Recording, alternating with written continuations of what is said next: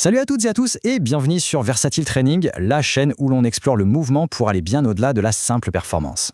Allez, on va plonger directement dans le vif du sujet. On va se poser une question toute simple en apparence mais fondamentale. Au fond, pourquoi est-ce qu'on s'entraîne? Vraiment? Est-ce que c'est juste pour la santé? Pour l'esthétique? Ou est-ce qu'il y a derrière tout ça une quête de performance pure et dure? Faut bien l'avouer, le sport moderne, c'est quelque chose de puissant, de captivant. Qui n'a jamais eu des frissons en voyant des athlètes d'élite, des champions qui repoussent les limites de l'imaginable? On est tous fascinés par la clameur de la foule, les records qui tombent. C'est un spectacle incroyable, qui nous inspire, qui nous fait rêver, c'est certain. Mais est-ce que cette focalisation permanente sur le spectacle, sur la performance à tout prix, n'a pas un revers? On peut se demander s'il n'y a pas un coup caché à transformer l'entraînement en une simple représentation pour un public. Et voilà, on arrive au cœur de notre premier point, le piège du spectacle. Ce moment où l'exercice, il devient juste une performance. On peut mettre un nom là-dessus, le sport-spectacle. Qu'est-ce que c'est? C'est ce glissement, ce moment où le but principal n'est plus le développement personnel, n'est plus la santé, non. Le but, c'est de divertir, d'impressionner. Vous voyez très bien de quoi je parle, avec tous ces mouvements ultra complexes qui fleurissent sur les réseaux, qui sont là pour l'effet waouh, mais qui, en termes d'utilité réelle, l'exercice devient un prétexte pour amuser la galerie. Et cette phrase, elle frappe fort. Le véritable entraînement, la vraie méthode, s'arrête là où le funambulisme commence. Le funambulisme, c'est l'acrobatie vide de sens.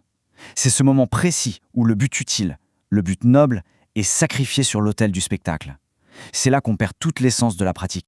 Alors maintenant, on va aller un peu plus loin. On va toucher à une dimension plus morale. Parce que c'est là que tout se joue. C'est une véritable bataille intérieure entre deux motivations. La vanité d'un côté et l'utilité de l'autre. Et là, on voit parfaitement les deux archétypes. D'un côté, on a ce qu'on pourrait appeler le cabot sportif, l'athlète spectacle. Son moteur, c'est l'ego. Il s'entraîne pour la gloire, pour les applaudissements, pour la validation des autres. Et de l'autre côté, on a l'athlète utile. Sa force, ce n'est pas une finalité en soi. Sa motivation, c'est l'altruisme. Il cherche l'efficacité, la coopération, un développement complet de sa personne. Le problème avec la vanité, c'est qu'elle nous enferme. Elle nourrit l'égoïsme, elle pousse à une compétition malsaine, où le but est d'écraser l'autre. On devient complètement dépendant du regard des autres, des applaudissements, et au final, le sport, qui devrait être un outil de développement, devient juste une marchandise, un produit comme un autre. Alors si les médailles et les records ne sont pas le but ultime, comment on mesure la vraie force? C'est quoi le véritable étalon? On va voir ça tout de suite. C'est une affirmation toute simple, mais d'une profondeur incroyable. Avoir des gros muscles, soulever des charges impressionnantes, c'est une chose. Mais ce n'est qu'un tout petit morceau du puzzle. La force brute, à elle seule, ne peut pas être une fin en soi. Alors, qu'est-ce qu'une force complète? Eh bien, elle repose sur trois piliers qui ne peuvent pas être séparés. Bien sûr, il y a le physique, mais il doit être soutenu par une volonté de fer, un mental d'acier. Il doit être animé par une énergie inébranlable.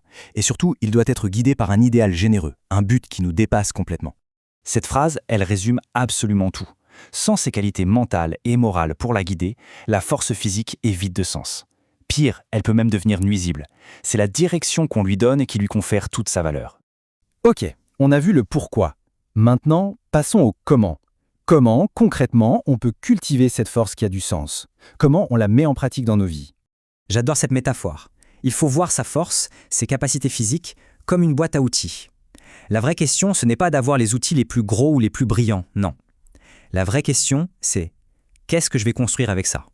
Alors voilà une sorte de feuille de route, en 3 étapes. 1.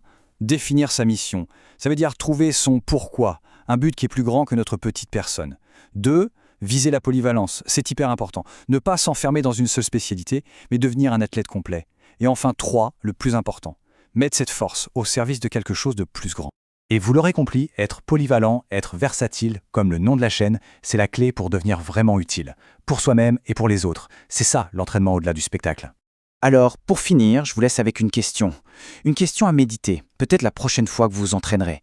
Toute cette énergie, toute cette discipline, toute cette force que vous construisez, au final, à quoi va-t-elle servir? Si cette philosophie résonne en vous, si vous aussi, vous avez envie de donner plus de sens à votre pratique, eh bien sachez que vous êtes vraiment au bon endroit. Alors n'attendez plus. Abonnez-vous et puis activez la petite cloche pour être sûr de ne rien manquer. C'est la meilleure façon de nous soutenir et de continuer cette exploration tous ensemble. Merci de votre écoute et n'oubliez pas, soyez forts pour être utiles. À très bientôt.